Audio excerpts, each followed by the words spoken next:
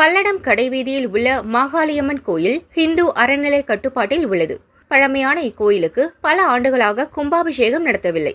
அதைத் தொடர்ந்து கோயிலில் திருப்பணிகள் முடிந்து கும்பாபிஷேகம் நடத்த பக்தர்கள் தீர்மானித்தனர். இதையொட்டி திருப்பணிக்கான பாலாலயம் வெகு விமரிசையாக நடைபெற்றது.